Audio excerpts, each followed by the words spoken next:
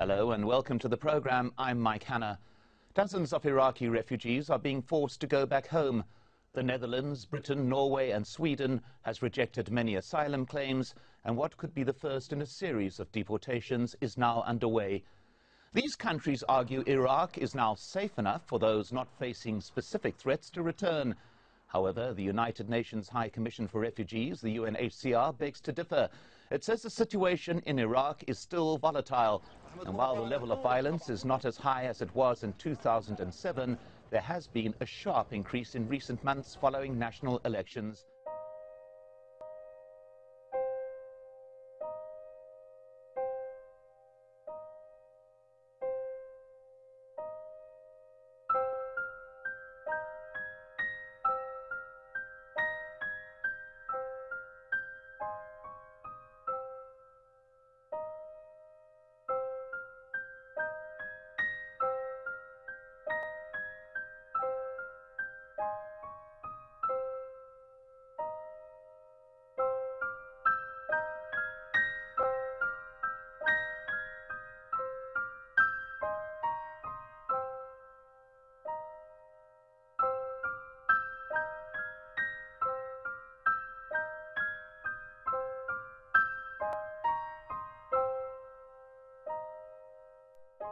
The Iraqi diaspora is one of the largest in modern times. The UN has described it as a humanitarian crisis. To date, more than 4.5 million Iraqis have been uprooted. While 2.5 million of them are internally displaced, over 2 million found refuge abroad. Out of that, only some 100,000 Iraqis submitted asylum claims within the EU, and most of them have been unsuccessful. Germany has close to 40,000 Iraqi refugees. Sweden is home to another 40,000, according to the government. 460 Iraqis have been deported in the last 2 years, while over 4,000 have returned voluntarily after being denied asylum. Netherlands has more than 15,000 Iraqi refugees, but the government has tightened its policy after public opinion became increasingly opposed to immigration.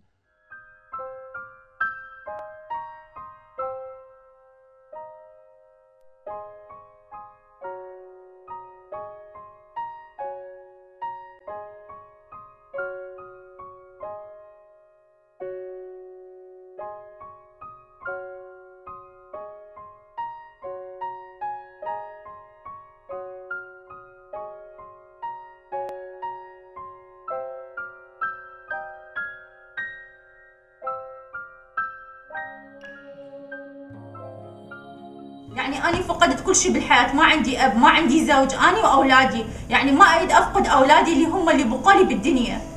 وهسه جنوب يريدوا يقول لي أنت شيعية كردية وإحنا طائفتنا سنية ما نقدر ما نريدهم أنت تربيهم، إحنا نربيهم. قلت لهم أقتل نفسي وما أرجع للعراق. eenmaal ging naar Irak met hun kinderen en hij ging alleen in een vliegveld. En mijn vader belt hem, waar is hij? En over 2 dagen wisten wij dat hij dood ging.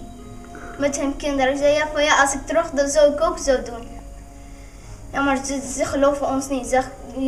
Die verhaal is helemaal niet echt of zo. Maar ja, ze weten niks. Als hun kinderen daar wonen, wat zouden ze gaan zeggen?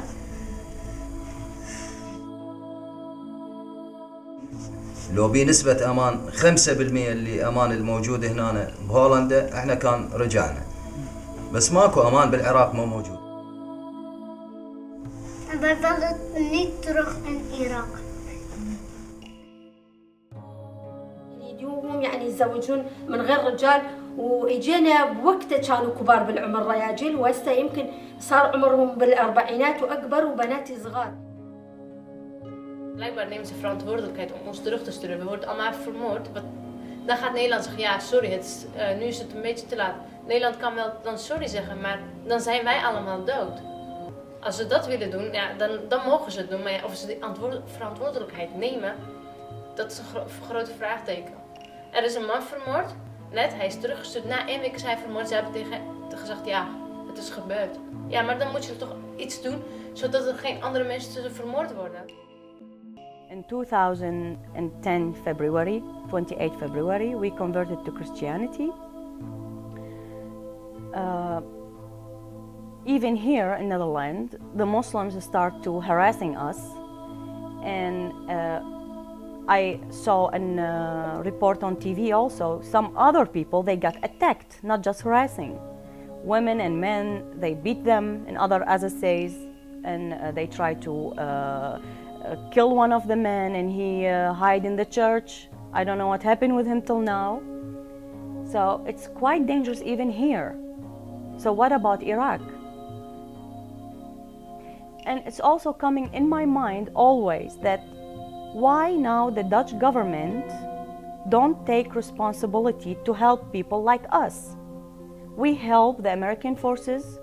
We have all the documents and recommendations from the people who work with.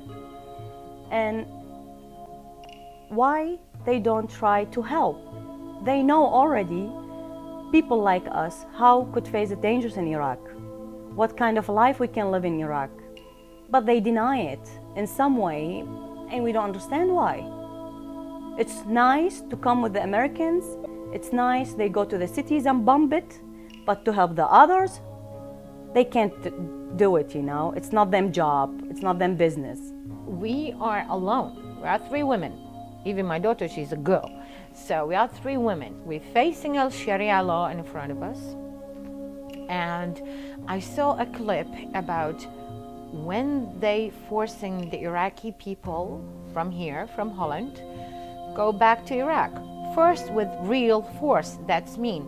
They put the handcuffs and push them in the airplane, and men with big mustache and big muscles, they've been crying not to go back.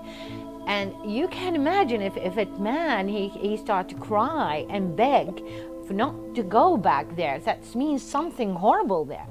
And how about women?